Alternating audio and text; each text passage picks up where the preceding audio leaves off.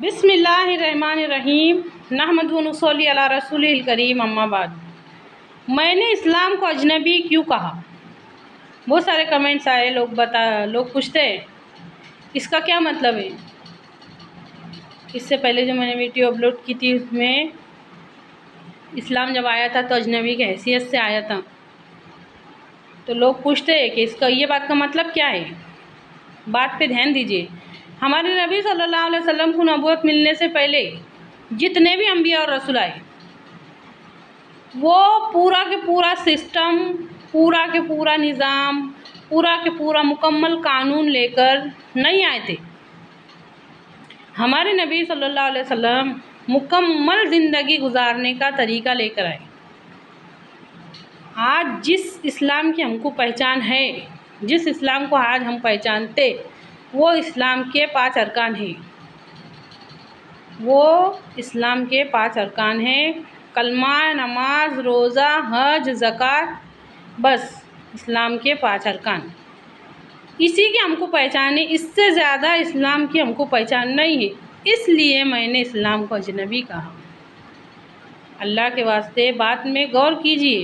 ہمارے نبی صلی اللہ علیہ وسلم کو نبوت ملنے سے پہلے جتنے بھی انبیاء اور رسول آئے سب نے پورا زندگی گزارنے کا طریقہ لے کر نہیں آئے تھے۔ ہمارے نبی صلی اللہ علیہ وسلم قدم قدم پر رہنمائی، قدم قدم پر رہنمائی، قدم قدم پر رہنمائی، مکمل رہنمائی، پورا کے پورا زندگی گزارنے کا طریقہ، پورا نظام، پورا سسٹم، پورا قانون لے کر آئے، جس سے آج ہم واقف نہیں ہیں، جس کی آج ہم کو پہچان نہیں ہے۔ اسی لیے میں نے پچھلے ویڈیو میں یہ کہا تھا کہ ہمارے بیچ میں رہ کے بھی، ہمارے ساتھ میں، ہمارے بیچ میں کیا، ہمارے نام کے ساتھ اسلام کا نام جڑا ہے۔ ہم مسلمان ہیں، مسلمان کہتے ہیں اسلام والے کو، تو ہمارے ساتھ رہ کے بھی ہم کو اس کی پہچان نہیں ہے، تو پھر اجنبی ہی ہوا نا، اس کا مطلب اجنبی ہوا۔ اللہ کے واسطے بات کو سمجھیے۔ دین کے 5 شعبوں میں غور کیجیے، 5 کے 5 شعبے میں غور کیجیے اور اس پہ پورا عمل کرنے کی کوشش کیجیے۔ مصلی سے اٹھے جھوٹ شروع، مصلی سے اٹھے دھوکے شروع، مصلی سے اٹھے جانماز سے اٹھے غیبت شروع، چغل خوری شروع۔ ہو رہا ہے کہ نہیں ہو رہا ہے؟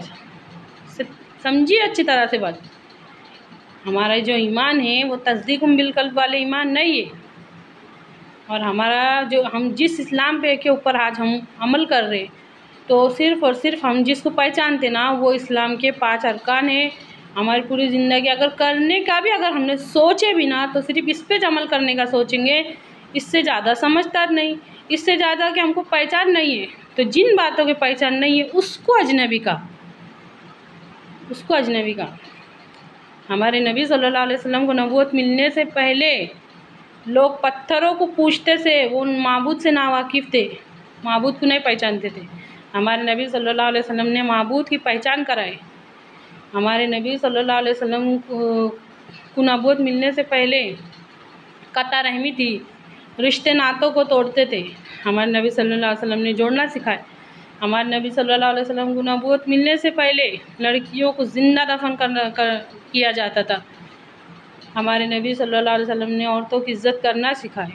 ہر بات میں غور کر کے دیکھو، ہر بات میں غور کر کے دیکھو۔ برائی پر بھلائی کے غلبے کے واسطے بھیجے گئے تھے ہمارے نبی۔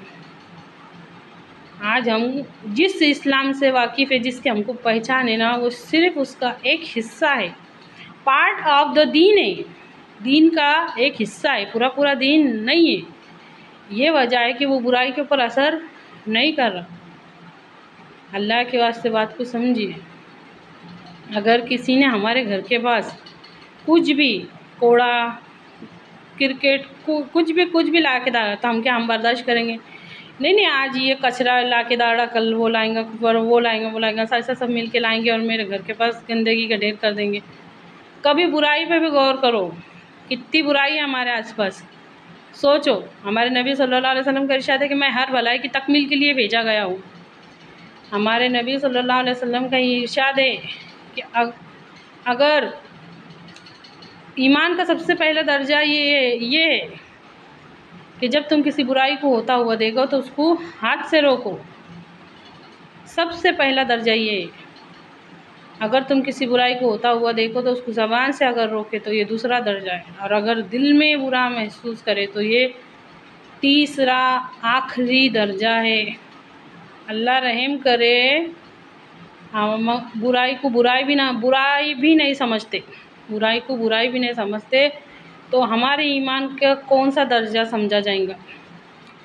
یہ وجہ ہے کہ اگر اجنبی لفظ پہ بھی تھوڑا غور کر دیے نا کہ یہ کیا بتا رہے صاحب، اجنبی کا کیا مطلب ہے.